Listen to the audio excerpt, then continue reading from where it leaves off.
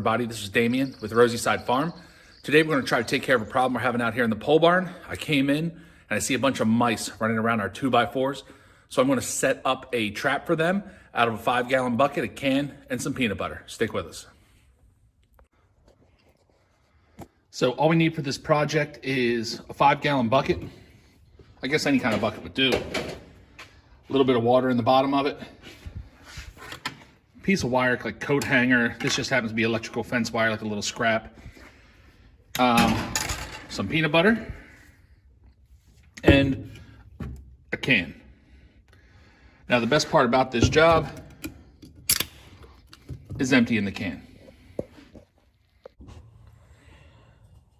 So to prep things up, we have to get this wire straight across the middle of the bucket. And the way I'm going to do that is I want to heat up the end until it gets hot enough that it'll just go right through the plastic.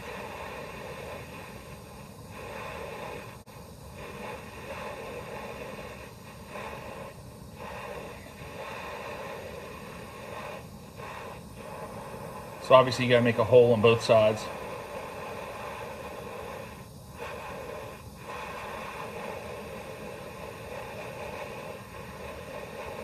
Once it's red hot,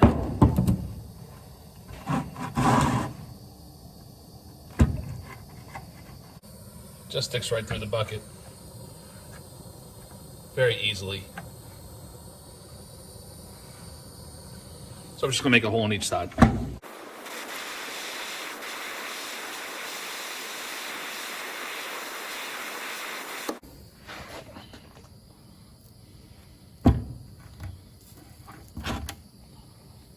That's all there is to it. So after you empty your can, what you want to do is you want to put a hole somewhat centered on each side. So if you're using a beer can, soda can, it's just really right above where the tab is. The way I'm going to do it today is just by driving a nail just slightly through the aluminum. Doesn't have to be perfect. You should be able to just press it right through.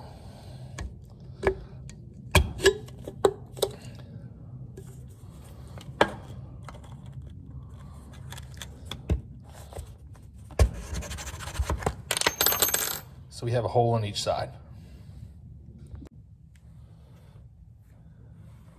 Now you gotta thread your wire. Helps if it's straight, as straight as possible. You can use a coat hanger, some string, whatever.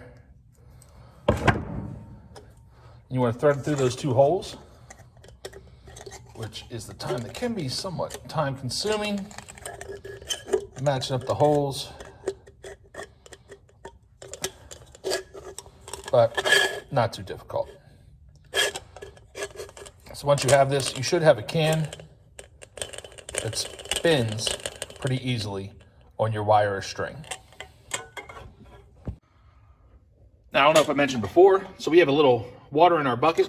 And the reason for that is because a mouse would have absolutely no trouble jumping out of a 5-gallon bucket, a 10-gallon bucket, a 20-gallon, 50-gallon barrel. They would jump right out. So the water, so when they fall in, they swim around a while, eventually get tired, and meet their maker in the bottom of the bucket. So now you just take your can, find the holes you made, just stick the wire through one end. Wire's probably a little too long, but that's okay.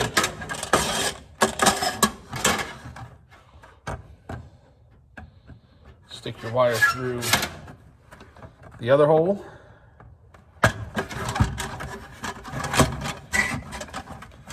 Straighten it out as much as possible. What you have now is a kind of a spinner in your bucket. Now I'm going to kind of bend the wire and sink it down just a touch under top of the bucket. Just going to fold the rest down, which will keep it in place.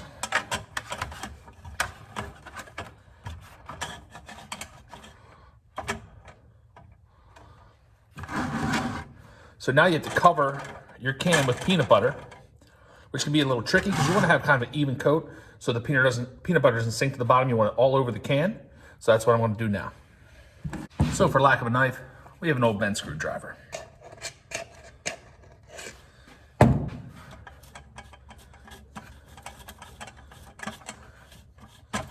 You want to smear the peanut butter all over the can.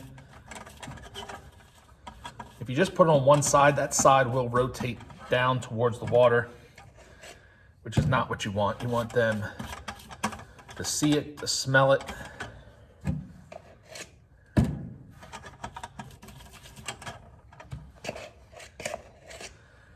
Because in my experience, a mouse cannot resist peanut butter.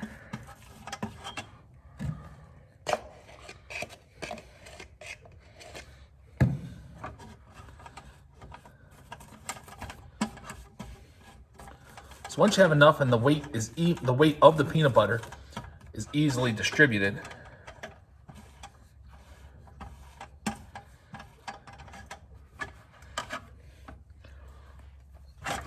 just adjust your wire a little bit.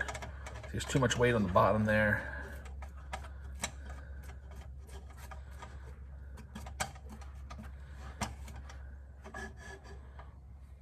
There you go. So we have one can filled with peanut butter, suspended from a wire across a 5-gallon bucket with water in it. Now the only thing left to do is to give some easy access to the mice to be able to get to this can. So the way we're giving them access is just make a little ramp. So we're gonna make ours with cardboard. I'm gonna put it right here on this 2x4. Kind of nudge it under that wire a little bit. And here's the tricky part. You want to make this ramp so they can get to the peanut butter and start eating it, but you want them to put their little hands on the can, so when they put any weight on it, the can spins and then they fall into the trap. So if you come out and the peanut butter is kind of gone in one area, there's no mice, that means your ramp is too close. So you want it so they can reach it and then kind of put themselves out there and fall. So I'm at the spot now where I'm kind of happy with the setup. I'm hoping that is close enough that they can smell it and reach it, but far enough away that they have to extend their body a little bit. And we're going to check tomorrow to see if we have any mice in our bucket.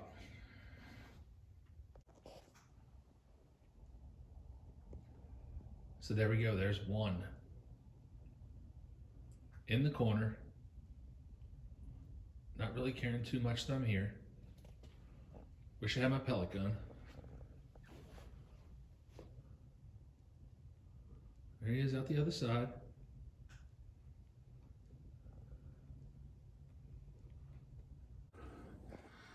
So we're here actually a couple days later, because after a few days, no mice at all when I put the bucket on top of the workbench. So I moved it into the corner where I saw them coming and going, and sure enough, there is one little mouse down in there.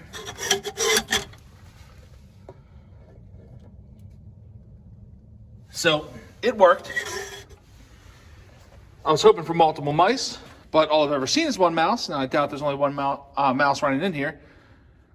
Now I've only seen one mouse, but there's no doubt there's more mice in here. So I'm just gonna leave this right here and see if we collect any tomorrow. Hey everybody, we're out here the next day. We've got another couple of mice in our bucket trap.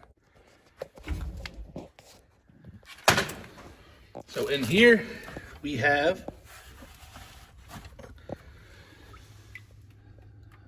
mouse number 1,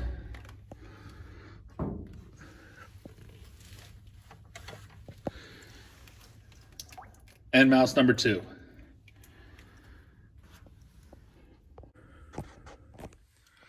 So we're just gonna keep the bucket trap going, catch as many mice as we can coming into the pole barn, and hopefully they'll find somewhere else to go. So thanks for checking us out. This is Rosy Side Farm. Check us next time. See ya.